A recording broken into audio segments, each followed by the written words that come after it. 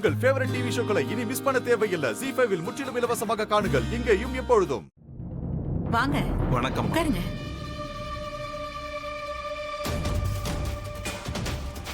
நீங்க ஹாஸ்பிட்டல்ல இருந்தப்ப என்னால வந்து பார்க்க முடியல. எனக்கு உடம்பு சரியில்லாதனால என்னால வந்து பார்க்க முடியல.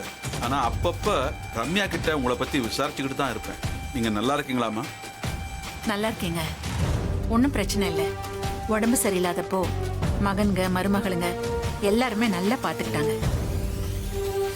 உங்க பொண்ணும் எனக்காக பரிகார பூஜை எல்லாம் செஞ்சிருக்கா.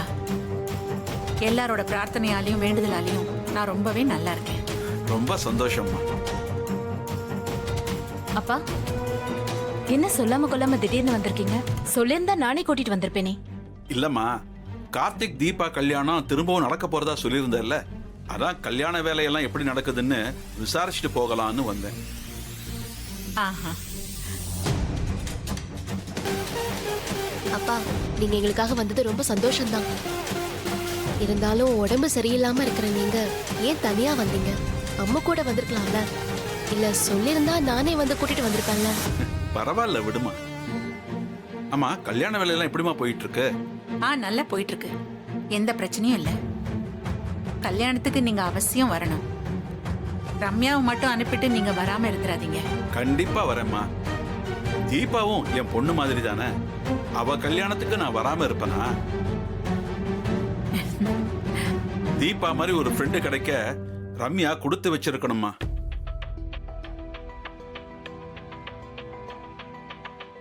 தீபா மூலமா உங்க குடும்பத்தோட அன்பும் பாசமும் என் பொண்ணுக்கு கிடைச்சிருக்கிறது எனக்கு ரொம்ப சந்தோஷமா இருக்குமா. ஐயா, ரம்யாவை நாங்க வேத்து மனுஷியா பார்க்கல, இந்த குடும்பத்துல ஒருத்தையா தான் நாங்க நினைக்கிறோம். தெரியுமா, ரம்யா அம்மா இல்லாம வளர்ந்த பொண்ணு. சொந்த பந்தங்களும் பெருசா இல்ல. நானும் பிசினஸ் ஓடிட்டு இருந்ததுனால பாசங்காட்ட ஆள் இல்லாம தனியாவே வளர்ந்தவ. இப்போ உங்க குடும்பத்தோட அன்பும் அரவணைப்பும் கிடைக்கிறதுனால இங்க அடிக்கடி வரா. ரொம்ப சந்தோஷமா இருக்கா. அத பார்த்து நானும் ரொம்ப சந்தோஷமா இருக்கேம்மா.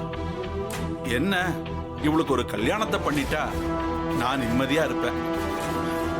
வரந்தான் இன்னும் இவளுக்கு அமைஞ்சு வரல.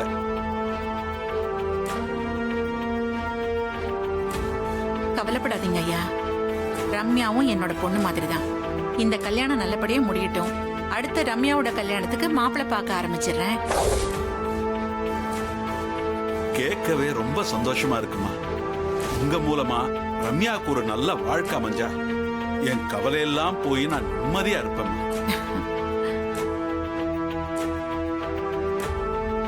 அத்தை, நானும் இதுதான் அம்மா கிட்ட சொல்லியிருந்தேன்.